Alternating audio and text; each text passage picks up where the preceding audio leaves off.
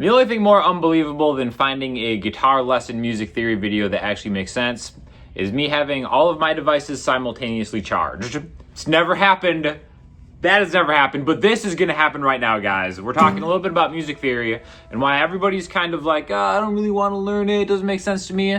Well, guess what? We're gonna make it musical. We're gonna keep this super simple. If you don't know anything about music theory, that's fine, you're in the right place. We're taking it from the top. All right, so we've got a G major chord. I'm gonna play it like this.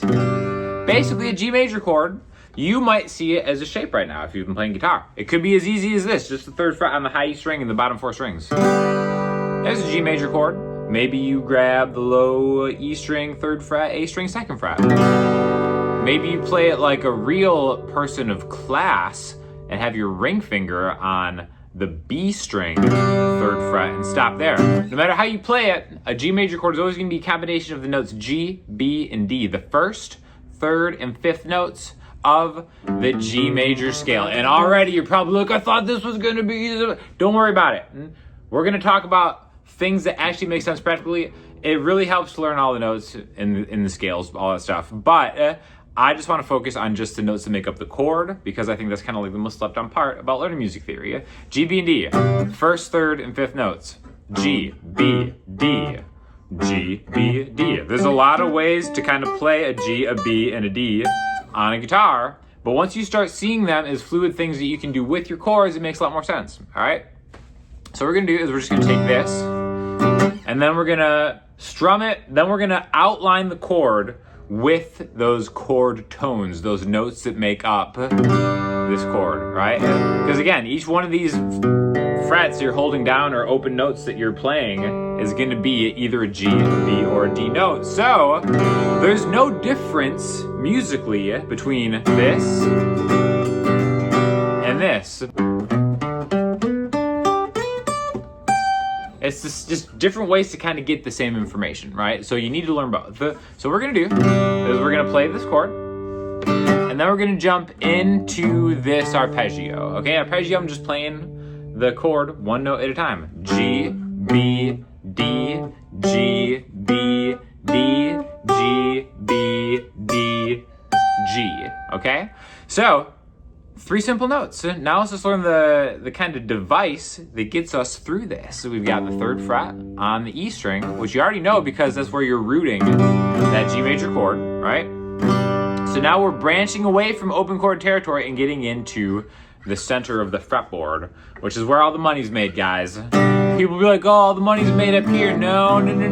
It happens in here, right? This is the real sweet spot of a guitar. So we got a G here. Now, instead of going from G to B down a string, I want to track the same string, just 4 frets higher, from 3 to 7. 3 plus 4 is 7. 4 frets higher on a string is going to give you the 1st note to the 3rd note. That interval is called a major third. It's a major chord. 1, 2, 3. If we're to play a scale, G, A, B, just like going through the alphabet. 1, 3, 5. Okay, so when we get from here to here, I'm using my pointer finger and then my ring finger. And again, just reach for it. Move your hand left to right.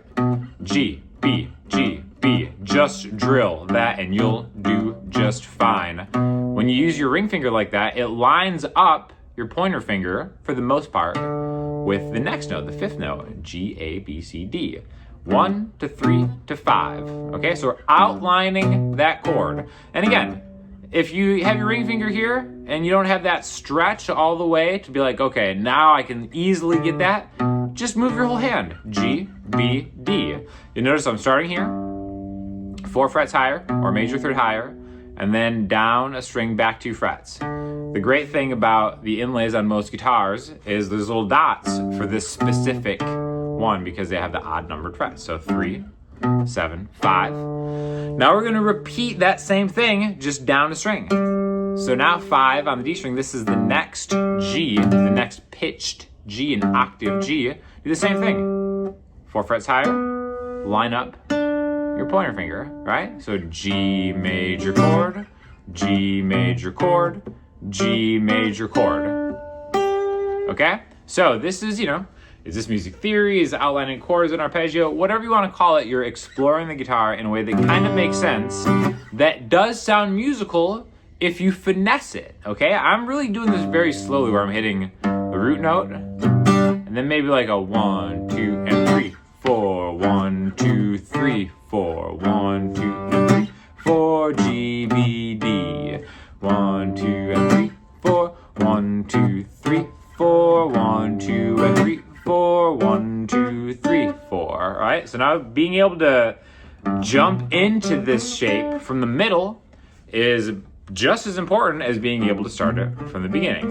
One thing that I think a lot of people maybe get hung up on is when they do an arpeggio practice, it's one thing to be like, all right, there's my G major arpeggio, but I can only play it if I start at the beginning, right? Jumping into the middle is where you end up making things more musical, right? Because let's just take these notes, right? 3, 7, 5A, 5D, 9D, 7G. Just these notes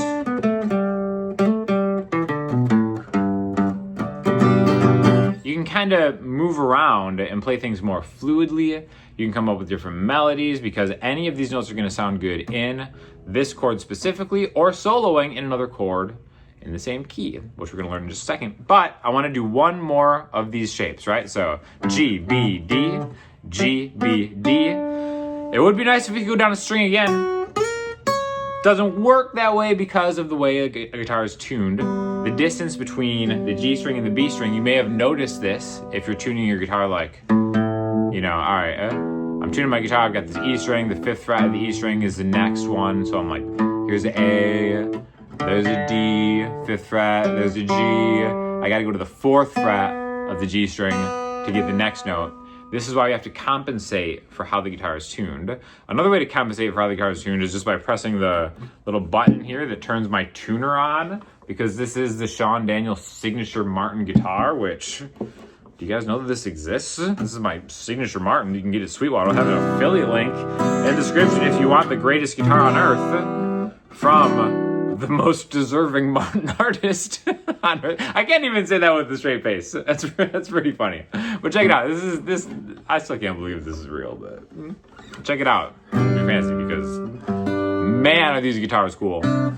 So what we're gonna do is we're gonna compensate for the B string being tuned a little differently. So when we get to that 3rd G, we're just gonna go diagonal 1 and then do the same thing, 4 frets higher, and then line it up. Maybe put a nice little cap on it with the 15th fret or the 3rd fret past the 12th fret, the octave G. What an incredible guitar spanning exercise. G major chord, G major chord, G major chord, G major chord, and then bonus points if you want to turn this into like a little cool chord where you bar the 12th fret and then just add that.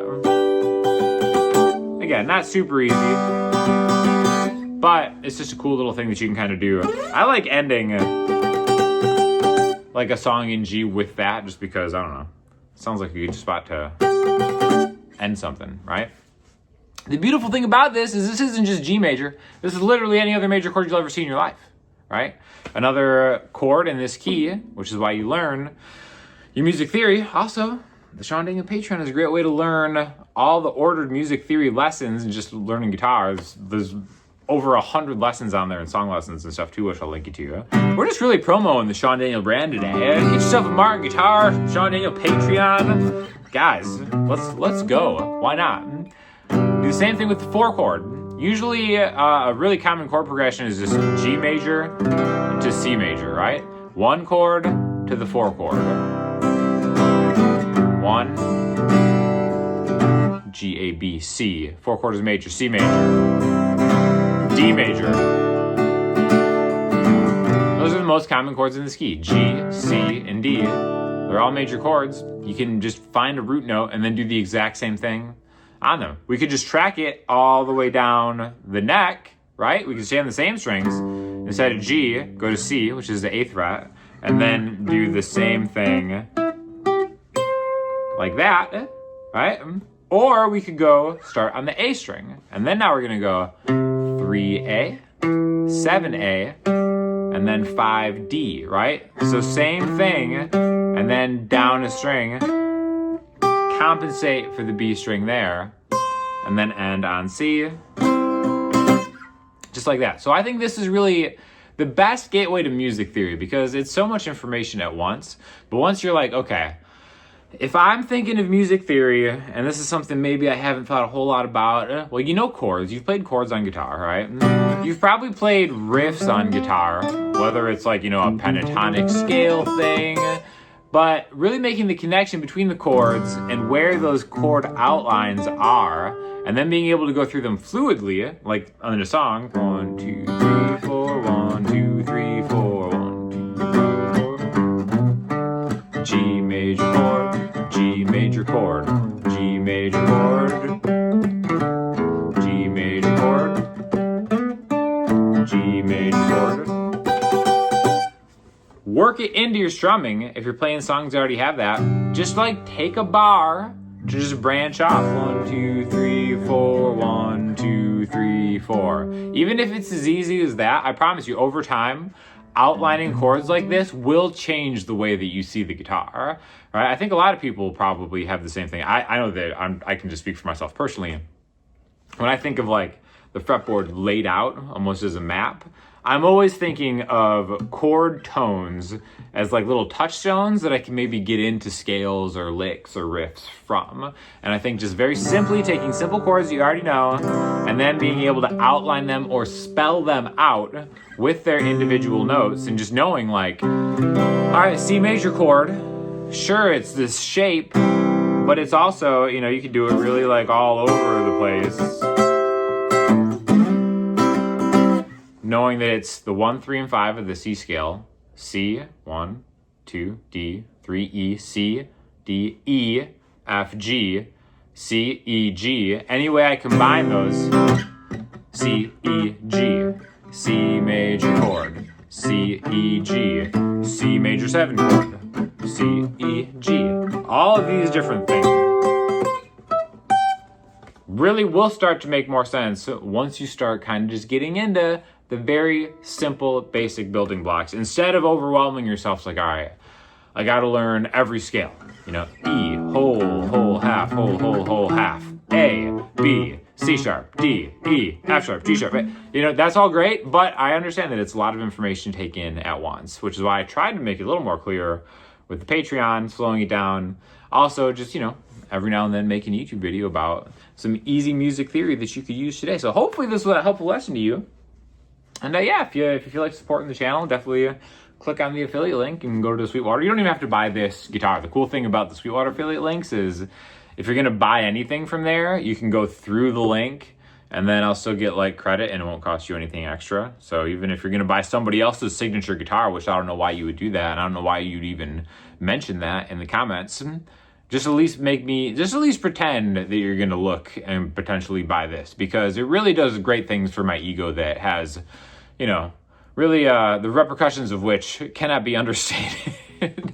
So thanks for watching, and let me know what you think in the comment section. I'll talk to y'all soon.